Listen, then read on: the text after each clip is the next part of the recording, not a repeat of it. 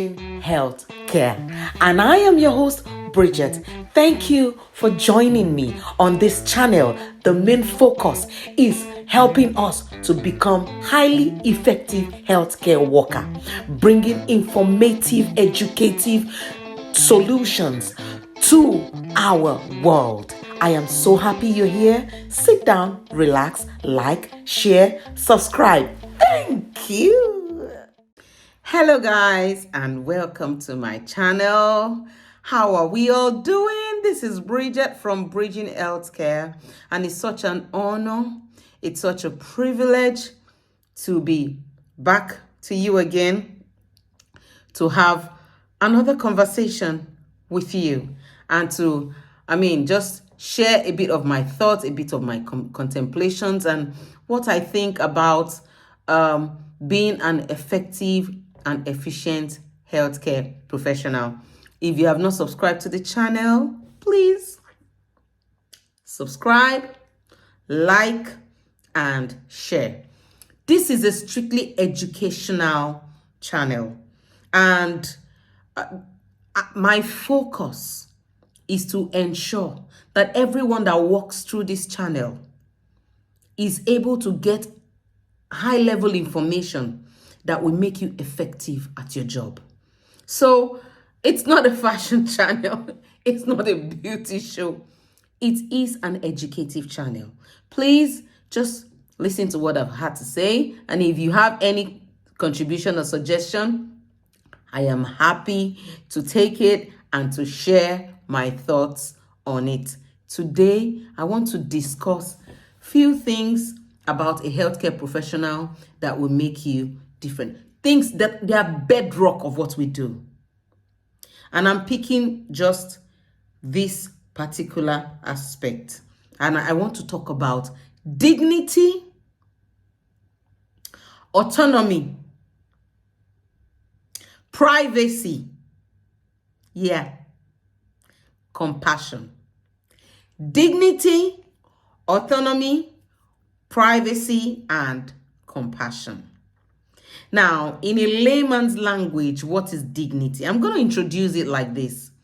Everybody has some form of self-respect of how they expect to be treated based on their own perspective. Everybody expects how they have an expectation of how they should be treated. For instance, I'm Bridget Ezobiako. I'm a healthcare professional. I wouldn't expect you to see me and call me a goat. I expect you to see me and call me Bridget, right? That is that's what I represent, my name, myself. So dignity is treating people like humans, giving people some level of respect giving people respect as human beings and not treating people as a second fiddle or as someone that is incapable of being treated right. So, I've seen this in so many hospitals in the past where a client or a patient is sick and probably the person has got mental health issues, and then you see the healthcare workers treat the person like he has slept. Just like the person is talking and they're not listening because they feel what the person is saying, the person is talking out of point, or they don't regard the person as human. They regard people as numbers or as things. That's very wrong. Dignity is giving people that respect that they deserve. It doesn't mean that you're worshiping anybody, but everybody deserves their own kind of respect. Seeing them as a human being, respecting that they are here. Somebody comes in and then you act like the person is greeting, you act like the person is not here. You go to maybe a busy hospital and somebody is standing on the queue and saying, hello, and then the person at the front desk is, because they feel they are so busy, they're just typing, yes, what is it? That's very wrong. Dignity is at the heart of health and social care. You must treat everybody with dignity and respect, be it a client that is suffering from a mental health challenge or somebody that is even in a vegetative state. Let's say the person is in coma. You must still treat them with dignity. Dignity is, I want to give you a wash, whether you can talk or not. Hello, John. now I will be washing your legs. The person is talking or the person is not talking. It doesn't matter. You are showing the person that you respect them, you honor, you know that they are here. So dignity is key, because if you don't treat people with dignity, it means that you think too highly of yourself and too less of others, and you think that because of their health challenge or this, because you are giving them support, you are better than them. So you must treat people with dignity and with respect. The next thing is compassion. What is compassion? Compassion is not empathy. Compassion is not pity. Compassion is understanding that somebody is going through something and being in a place where you share their burden. And that's the hard bedrock of our job as healthcare professional. Somebody is in pain. Don't say, oh, is it not just headache? Don't worry, sleep, you'll be fine. No, the person is in pain. So you should be able to be empathetic. Compassion includes empathy, but it's not empathy. Empathy is putting yourself, imagining yourself in that person's position and thinking of how you will feel. That's empathy. It's a subject under compassion. But compassion is, this person is having knee ache. You want to help the person to put on their shoe. You are not shrugging their legs. You are gently carrying their legs slowly, and you are like, oh, okay, is it painful? Carrying them along. That is compassion. This field, you must work with compassion. You must be able to show compassion to all your clients. You must be able to show that you have their interest and heart. Whatever they are feeling, you understand. That is compassion. Compassion is key. Is key. Next is privacy.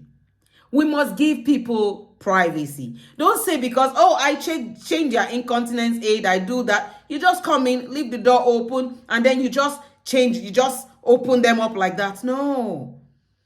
Or somebody wants to use the bathroom and you've assisted them into the bathroom. Excuse them. Go outside and wait for them. Why they do that? Everybody deserves their own privacy. You walk into your driver, you walk into your client, and maybe they are having a sexual thing with themselves. Don't say, come on, why are you doing that? No.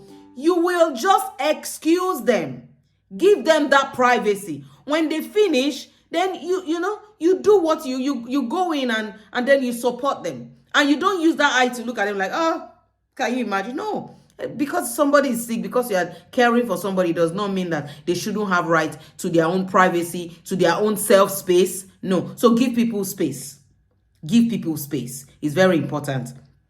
And then the last one is autonomy. Autonomy. Everybody has rights to their care. Somebody can say, I do not want to take this medication, even if you think the medication is what will keep them alive. And the person said, I do not want to take this medication. The person has capacity to say that. You know what? Just encourage. Oh, why? You need this medication, blah, blah, blah. And then the person is insisting. You give them some space. Maybe 10 more minutes, you come. Hi, John, do you think you want to take that medication now? It's just one tablet. And if the person says no, I said no. Please indicate it in your report. Client refused medication. You can ask, can you tell me why? If the person doesn't want to talk, the person doesn't want to talk. So we don't enforce things. You don't take a medication and crush it and break it and change it, or you now hide it and say, I'm going to give them this medication. I'll hide it in their yogurt. They won't know. You are breaking a code. You are breaking a code. There's a law against that. I hope you know. I'm going to take my time to make a short videos on some of the laws that we need to have in our mind. You must have that law at the base of your mind while you do your job, so that you will not be in interdiction. Yeah. So if somebody says, I don't want, the person has control. I'm not having a wash today. They're not having a wash. People should be able to, it's also part of a person-centered care. When somebody can be involved in their own care, somebody can say, I like my coffee very blazing hot. What would you do? You boil it. When the water boils, you make the coffee, you warm it, you boil it 2 times. And probably you still put it in the microwave if they think it's not hot enough. Don't say that's how we make coffee. Coffee is made like this. I've had a client before that. There's a way he likes his hot chocolate. So different. And since I made that hot chocolate for him, I started making my own hot chocolate like that.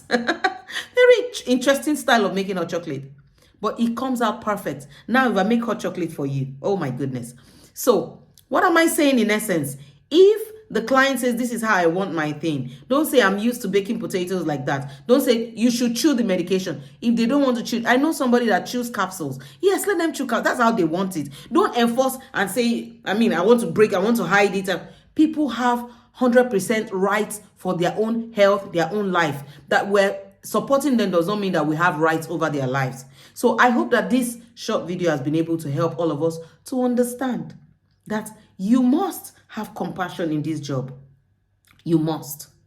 You must accord people with dignity. You must give people privacy. Okay?